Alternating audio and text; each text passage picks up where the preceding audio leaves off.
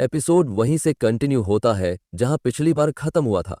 Sneaky तुरंत अपनी divine consciousness active करता है ताकि पता लगा सके कि इतनी हिम्मत किसकी हुई जो उस पर चुपचाप अटैक कर गया। जैसे ही वो उस डायरेक्शन में स्कैन करता है जहां से एरो आया था, उसे सफेद बालों वाला एक बूढ़ा बंदर दिखता है। एक पल के लिए वो सोचता है क्या ये वही सस्पिशस मंकी बॉस है जो शुरू से ही लड़ाई के दौरान कहीं छुपा बैठा था, सही मौके का इंतजार कर रहा था अटैक करने के लिए।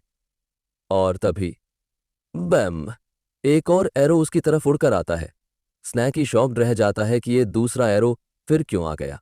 क्या वो बंदर एक हिट से खुश नहीं हुआ? तुरंत ही वो अपनी गोल्डन स्किल्स एक्टिव करता है और golden skill slash move use करता है। लेकिन जैसे ही वो एरो को काटने की कोशिश करता है, वो सीधे आकर उसे हिट करता है। फिर भी स्नैकी किसी तरह से एरो तोड़ देता है, मगर थोड़ी चोट लग जाती है। वो दर्द से कराता है और चिल्लाता है कि ये कैसा अजीब एरो है जो उसकी गोल्डन स्किल्स को भी चीर गया। उसे शक होता है कि शायद ये कोई ट्रेजर टाइप चीज है।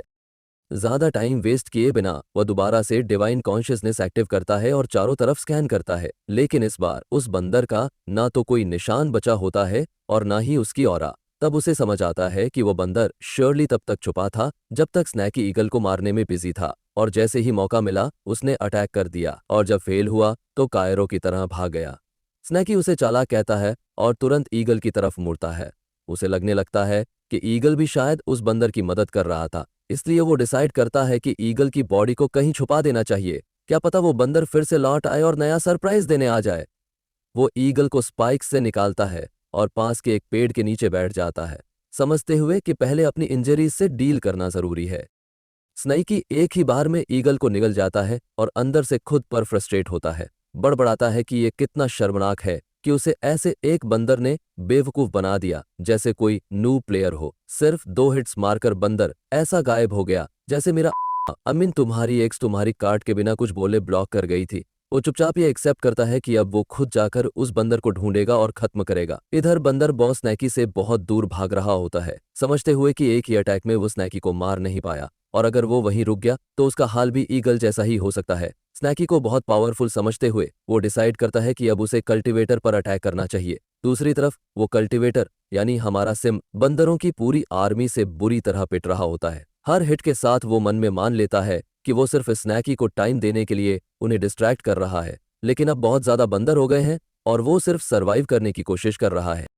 तभी एक बंदर कमांडर श्रीक उसके सामने आ खड़ा होता है और बाकी बंदरों को ऑर्डर देता है कि इस कल्टीवेटर को प्रैक्टिस डमी की तरह यूज करो। उसी वक्त सिम की नजर एक पास खड़े बंदर पर जाती है जिसके हाथ में एक अजीब सा डिवाइस होता है।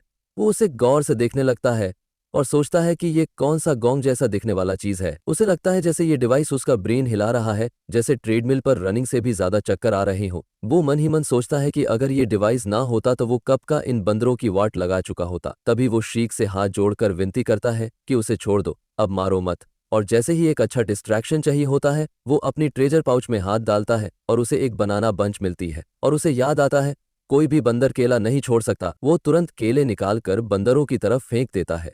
जैसा उसने सोचा था, बंदर पूरी तरह से केले की तरफ अट्रैक्ट हो जाते हैं और उसका ध्यान छोड़ देते हैं।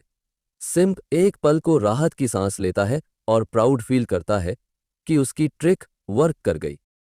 लेकिन उसकी ये राहत ज्यादा देर नहीं टिकती। जैसे ही वो ऊपर देखता है, उसके सामने श्रीक खड़ा होता है। घबराते हुए वो पूछता है केले चाहिए क्या, लेकिन श्रीक कोई जवाब नहीं देता, उल्टा वो उसकी स्टोरेज पाउच छीन लेता है। पीछे से गोंग बंदर अभी भी वो डिवाइस बजाता रहता है जिससे सिम्प की हालत और खराब हो जाती है। श्रीक पाउच को हाथ में लेकर देखता है और सोचता है क्या हो सकता है इसमें, फिर कूल अंदाज में पूरा सामान जमीन पर उलट देता है। ये देखकर सिम्प घबरा जाता है और चिल्लाता है कि उसका बैग लौटा दो।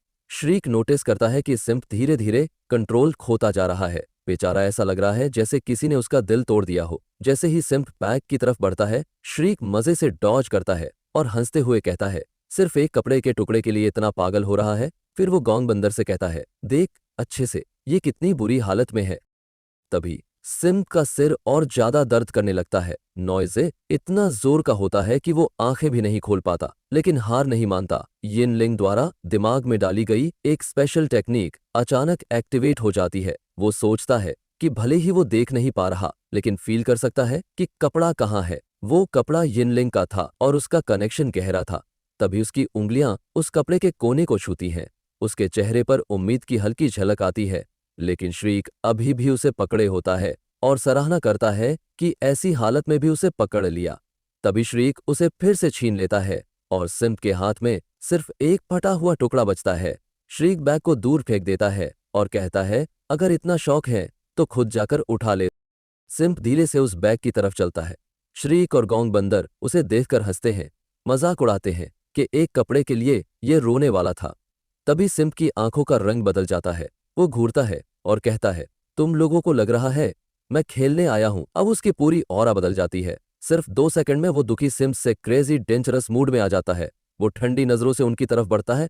श्रीक और गोंग बंदर दोनों डर जाते हैं। वो फुसफुसाते हैं कि कुछ गड़बड़ है। अचानक सिम्प जमीन पर मुक्का मारता है, जिससे जोरदार एनर्जी वेव और पत्थर उड़ते हैं। श्रीक और गोंग बंदर जान बचाने के लिए डॉज करने की कोशिश करते हैं। उसी वक्त सिम्प का शरीर बदलने लगता है। उसकी स्किन हार्ड हो जाती है और स्टोन जैसी लेयर से कवर हो जाती है। लव गू के इफेक्ट की वजह से उसके अंदर की सारी फीलिंग्स गायब हो जाती हैं।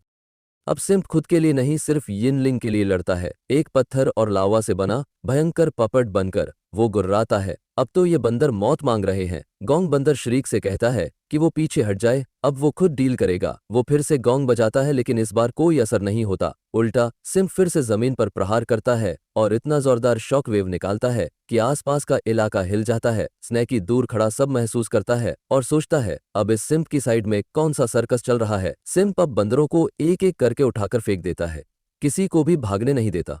पत्थरों और शॉक वेव से पूरा एरिया तबाह कर देता है। श्रीक को समझ आ जाता है कि अब भागने का ऑप्शन नहीं है। वो तुरंत एक बरसर्किंग फ्रूट खाता है और अपनी पावर बढ़ाता है।